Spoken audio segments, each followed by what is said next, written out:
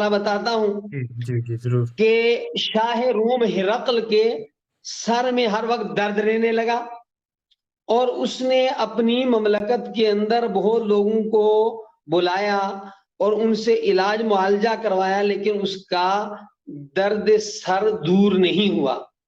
بالآخر اس کا زمانہ اور خلافت راشدہ کے تاجدار ثانی سیدنا حضرت عمر ابن خطاب رضی اللہ تعالیٰ عنہ کا دور ایک ہی تھا، تو اس نے اپنا قاصد عمر ابن خطاب رضی اللہ تعالیٰ عنہ کے پاس بھیجا اور کہا کہ بھئی میرے سر میں ہمہ وقت جو ہے وہ درد رہتا ہے، تکلیف رہتی ہے۔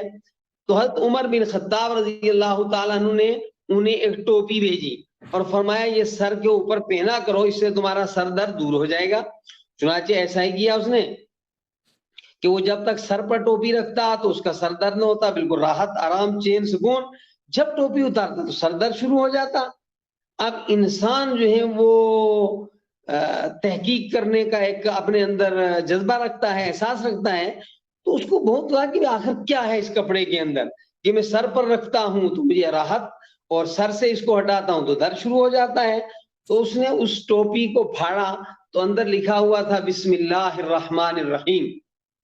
تو شاہ روم ہرقل نے کہا کہ جس قرآن کی ایک آیت کے اندر اتنی شفا ہے، اس پورے قرآن کے اندر جو ہے وہ کتنی شفا ہوگی۔ اور اسی پر چنانچہ وہ مومن بن گیا۔ تو قرآن حکیم کے اندر اخلاقی بیماریوں کے لیے بھی شفا ہے اور جسمانی بیماریوں کے لیے بھی شفا ہے۔ اور اللہ رب العالمین نے اسی آیت میں فرمایا کہ ہم نے یہ اتنی بڑی نعمت تمہیں انسانوں دی کیسی؟ فرمایا قل، اے محبوب صلی اللہ علیہ وسلم آپ فرما دیجئے بفضل اللہ و برحمتہ، یہ قرآن انسانوں کو ملنا اللہ کا فضل ہے، یہ قرآن انسانوں کو ملنا اللہ کی شان رحمت کا ثمرہ اور نتیجہ ہے۔ چنانچہ فرمایا قل بفضل اللہ و برحمتہ فَلْيَفْرَحُوا خَيْرٌ مِّمَّا يَجْمَعُونَ، کہ جن لوگوں کو اللہ تعالیٰ قرآن حکیم کی دولت عطا فرمائے انہیں خوش ہونا چاہیے، اس لیے کہ جتنی چیزوں کو انسان جمع کر سکتا ہے ان ساری چیزوں کے اندر سب سے بہترین چیز جو ہے وہ قرآن حکیم ہے۔ اور دیکھیے انسانی تاریخ کا اگر آپ مطالعہ کریں تو جناب محمد الرسول اللہ صلی اللہ علیہ وسلم کے زیر تربیت جو جماعت تیار ہوئی، جس کو جماعت صحابہ کہا جاتا ہے، یہ ایسے نمونے تھے انسانیت کے لیے کہ اس طرح کا دوسرا کوئی نمونہ نہیں۔ ہمارا ملک جب آزاد ہوا اور پہلی کابینہ تشکیل دی گئی تو گاندھی جی نے کہا کہ اگر آپ اپنے ملک کے اندر ایک مثالی نظام قائم کرنا چاہتے ہیں تو آپ کے لیے رول ماڈل عمر اور ابو بکر صدیق رضی اللہ تعالیٰ عنہما ہے۔ اب ابو بکر اور حضرت عمر رضی اللہ تعالیٰ عنہ یا دیگر صحابہ یہ کون سے ڈگری یافتہ تھے، یہ کس کالج میں کس یونیورسٹی میں پڑھے تھے، کون سا نصاب انہوں نے پڑھا تھا، کون سا سلیبس انہوں نے پڑھا تھا کہ یہ انسانیت کے لیے جو ہے مثال بن گئے، رول ماڈل بن گئے؟ تو انہوں نے صرف اور صرف قرآن حکیم کو پڑھا تھا، کوئی دوسرا نصاب انہوں نے نہیں پڑھا تھا، اور پڑھا تھا جو ہے اس ہستی سے، اس ذات سے کہ جس ذات پر براہ راست قرآن پاک نازل ہوا۔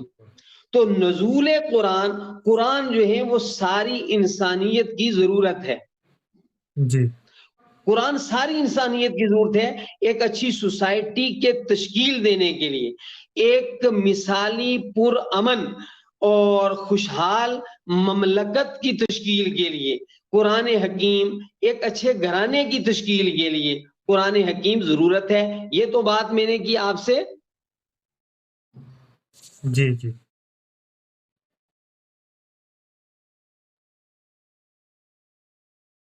نیٹ ورک کی وجہ سے وہ شاید واپس چلے گئے، جلدی ہمارے سے لائیو جڑیں گے۔ تو ہم نے یہ اسلامک سیگمنٹ اس لیے بھی سٹارٹ کیا کیونکہ ہمارا جو معاشرہ ہے وہ کس طرف جا رہا ہے۔ آپ بخوبی جانتے ہیں ہمارا معاشرہ آج کل غلط چیزیں سیکھنے میں زیادہ توجہ رکھتا ہے، تو میں نے یہ چیز مناسب سمجھی کیوں نہ رمضان میں کوشش کریں گے یہ سیگمنٹ سٹارٹ کیا جائے، اور اس کے بعد انشاءاللہ اس سیگمنٹ کو ہم جاری بھی رکھیں گے۔ یہ نہیں کہ یہ صرف سیریز جو ہے نعت سیریز ہو گئی، قوالی سیریز ہو گئی یا قرات سیریز ہوگی وہ رمضان میں رہے گی۔ انشاءاللہ ہماری کوشش یہی ہے کہ ہم اس چیز کو ہم بعد میں بھی کنٹینیو رکھیں گے، صرف اسلامک سیگمنٹ ہی نہیں سٹارٹ کریں گے، ہم آنے کے دنوں میں یا اس مہینے کے بعد ہم ہیلتھ سیگمنٹ بھی سٹارٹ کرنے والے ہیں۔ تو آپ تعاون بھی کریں، اچھے سے ہمیں سپورٹ کریں، شیئر کریں ہمارے چینل کو بھی جتنا ہو سکے، کیونکہ اس سے ہمیں ہمت ملتی ہے۔ مولانا صاحب جلدی دوبارہ واپس آئیں گے اور پھر نیٹ فلش ہوا ہے کچھ۔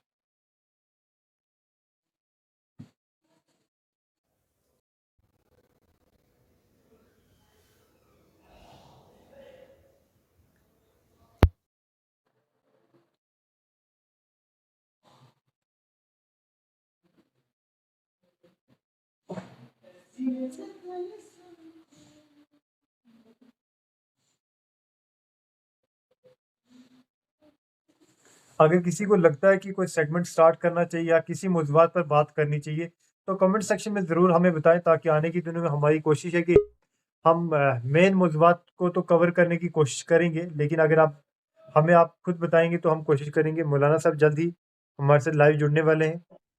جی سر، آپ کنٹینیو کیجیے گا۔ جی اب اختصار سے ختم کریں گے تو میں نے یہ کہا کہ دنیا میں تو قرآن ایک اچھی سوسائٹی کی تشکیل کے لیے ضرورت ہے، اور ہم مومن ہیں، ہم نے مرنا بھی ہے اور ایمان ہے ہمارا۔ تو دیکھیے حضرت رسول اکرم صلی اللہ علیہ وسلم نے فرمایا القرآن شافع مشفع، کہ قرآن حشر کے دن، قیامت کے دن ایسا سفارشی ہوگا جس کی سفارش قبول کی جائے گی۔ اور فرمایا وَمَاهِلٌ مُصَدَّقٌ، اور قرآن وہ کتاب ہے جو انسانوں کے لیے انتہائی نفع پہنچانے والی ہے۔ اور فرمایا نبی صلی اللہ علیہ وسلم نے من جعلہ امامہ، جو انسان قرآن حکیم کو اپنا پیشوا بنائے گا، یعنی قرآن کی رہنمائی کے اندر زندگی گزارے گا، فرمایا قادہ الی الجنہ، قرآن اسے جنت میں لے جائے گا۔ اور نبی صلی اللہ علیہ وسلم نے فرمایا من جعلہ خلف ظہری، جو انسان قرآن حکیم کو اپنی پشت کے پیچھے رکھ دے۔ اور قرآن کو پشت کے پیچھے رکھنے کا کیا مطلب ہے؟ اس کا مطلب یہ ہے کہ قرآن کے حقوق نہ ادا کرنا۔ قرآن حکیم کے حقوق کیا ہیں؟ اختصاراً گنا دیتا ہوں۔ قرآن کا پہلا حق ہے ہم اس پر ایمان لائیں کہ یہ اللہ کا کلام ہے۔ دوسری بات یہ کہ قرآن حکیم کو ہم صحیح پڑھیں۔ تیسرا حق قرآن حکیم کا یہ کہ ہم سمجھیں یہ کہ ہم سے کیا مطالبہ کر رہا ہے۔ اور چوتھا حق قرآن حکیم کا یہ ہے کہ ہم اس پر عمل کریں۔ اور پانچواں حق قرآن حکیم کا یہ ہے کہ ہم اس کے پیغام کو عام اللہ کے بندوں اور بندیوں تک پہنچائیں۔ جو بندہ یہ 5 کام کرتا ہے گویا اس نے قرآن کو اپنا امام بنایا، پیشوا بنایا۔ اور جو آدمی یہ 5 حقوق قرآن کے ادا نہیں کرتا گویا اس نے قرآن کو پسے پش ڈال دیا۔ اور نبی صلی اللہ علیہ وسلم نے فرمایا کہ جس نے قرآن حکیم کو پسے پشت ڈال دیا ساقہ الی النار، قرآن دھکیل کر کے اسے جہنم میں ڈالے گا۔ تو قرآن حکیم ہماری دنیا کی ضرورت، قرآن حکیم ہماری آخرت کی ضرورت، قرآن حکیم جو ہے وہ ہمارے اچھے گھرانے کی ضرورت، اچھی سوسائٹی کی ضرورت ہے۔ تو اللہ رب العالمین نے فرمایا شہر رمضان، کہ اللہ تعالیٰ نے رمضان کے مہینے میں انزل، نازل کیا قرآن حکیم کو۔ اور مقصد اس قرآن حکیم کا یہ ہے کہ اس کے ساتھ وابستگی اختیار کی جائے۔ اب میں اپنی بات کو سمیٹتے ہوئے آج کے موضوع پر یہ کہوں گا کہ رمضان دراصل جشن قرآن کا مہینہ ہے۔ قرآن رمضان کو جو عظمت ملی ہے، جو فضیلت ملی ہے اس مہینے کو، وہ اس لیے کہ اس مہینے میں قرآن پاک نازل ہوا ہے، تو اس مہینے کی فضیلت ہے۔ پھر اس مہینے میں ایک شب ہے، ایک رات ہے جس رات میں قرآن حکیم نازل ہوا ہے۔ انشاءاللہ آگے ہم اس پر تفصیلی بات کریں گے کسی دن۔ تو وہ رات بھی عظیم۔ تو قرآن کا اور رمضان کا بہت ہی گہرا تعلق ہے، اسی لیے امام ابو حنیفہ رحمۃ اللہ علیہ کے متعلق ہے کہ جن کو دنیا میں بہت بڑا طبقہ جو ہے فقہی طور پر ان کی پیشوائی کو تسلیم کرتا ہے، اللہ کے بڑے ولی تھے، پیشوا تھے، امام تھے، فرمایا کہ حضرت امام صاحب رحمۃ اللہ علیہ رمضان المبارک کے اندر 61 قرآن کریم ختم کیا کرتے تھے، دن میں ایک قرآن تلاوت کرتے تھے، رات میں ایک قرآن پاک تلاوت کرتے تھے، اور پھر نماز تراویح میں پورے مہینے میں ایک قرآن پاک تلاوت کیا کرتے تھے۔ خود حضرت نبی اکرم صلی اللہ علیہ وسلم کے متعلق ہے کہ ہر سال رمضان المبارک میں کبھی حضرت جبریل علیہ السلام نبی اکرم صلی اللہ علیہ وسلم کو قرآن سناتے تھے، اور کبھی نبی صلی اللہ علیہ وسلم حضرت جبریل علیہ السلام کو قرآن پاک سناتے تھے، اور جو زندگی کا آخری رمضان تھا حضور نبی اکرم صلی اللہ علیہ وسلم کا، اس رمضان المبارک میں نبی صلی اللہ علیہ وسلم نے قرآن حکیم کے 2 دور فرمائے۔ لہذا میں ایس آر کی عدالت کی وساطت سے ناظرین اور سامعین سے درخواست کروں گا کہ رمضان المبارک ہم سے ملاقی ہے، گویا تھوڑا سا آج کے دن میں اختلاف بھی ہوا، لہذا میں نے اختلاف سے بچنے والا لفظ استعمال کیا کہ بھئی اتحاد والا لفظ استعمال کیا، اگر آ چکا ہے تو بھی، اور اگر نہیں تو بس آنے ہی والا ہے، تو ہم گویا رمضان المبارک تک پہنچ چکے ہیں، یہ اللہ رب العالمین کا احسان ہے۔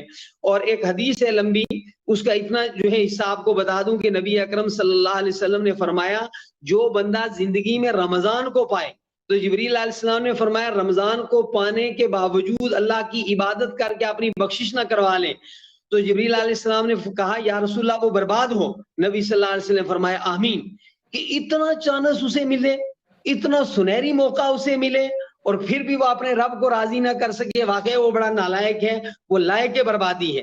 تو اس لیے ہمیں رمضان المبارک کے تمام حقوق کو جاننا چاہیے، آداب کو جاننا چاہیے، روزے کا اہتمام کرنا چاہیے، اور عبادت کو بڑھا دینا چاہیے، تلاوت قرآن خوب کرنی چاہیے، قرآن پاک سمجھنا چاہیے۔ میری یہ گزارش رہے گی، آپ شاید کچھ فرمانا چاہتے ہیں۔ ہماری بہت کوشش تھی کافی عرصے سے کہ ہم کسی مولانا صاحب کو اپنے چینل پر لائیں اور الگ الگ موضوعات پر بات کریں، یہ نہیں کہ ہم رمضان میں سٹارٹ کرنے، کیونکہ کافی اسٹوڈنٹس کی مانگ بھی ہے، جو اسٹوڈنٹس کالج یونیورسٹی میں پڑھتے ہیں، ایون ہاسٹل میں رہتے ہیں، تو ان کو یہ جو تعلیم ہے وہ آف لائن ملنا بہت مشکل ہو جاتی ہے کسی جگہ، جہاں پہ میجورٹی دوسرے ریلیجن کے لوگ ہیں، وہاں پہ بہت مشکل پڑ جاتی ہے۔ تو موبائل جی تو میں گزارش کروں گا کہ آپ رمضان میں تو ہمارا ساتھ دیں گے، آگے بھی آپ پلیز ہمارا ساتھ دیں۔ انشاءاللہ یہ ہمارا فرض ہے، اور یہ سعادت ہوگی کہ ہم اللہ کا کلام، سچائی، حقانیت جو ہیں وہ اپنے سننے والوں تک پہنچا سکیں، اور ہم چاہیں گے کہ وہ بھی اپنے تاثرات ہمیں دیا کریں، اور اس میں تعاون فرمائیں۔ شکریہ سر، بہت بہت شکریہ۔ تو چونکہ یہ آج پہلی مرتبہ آپ نے شروع کیا ہے، ہم دعا کرتے ہیں اللہ رب العالمین اس سلسلے کو دراز فرمائے، اللہ تعالیٰ اس سلسلے کو قبول فرمائے، اور اللہ تعالیٰ شیراز صاحب کو شروع کرنے پر بہترین بدلہ عطا فرمائے، اور آئندہ جو ہے شب قدر ہے، رمضان کی فضیلت ہے، نماز تراویح ہے، یہ موضوعات ہم جلدی لے لیں گے، پھر باتیں آگے بڑھائیں گے انشاءاللہ۔ بہت بہت شکریہ سر، اللہ حافظ، السلام علیکم ورحمۃ اللہ وبرکاتہ۔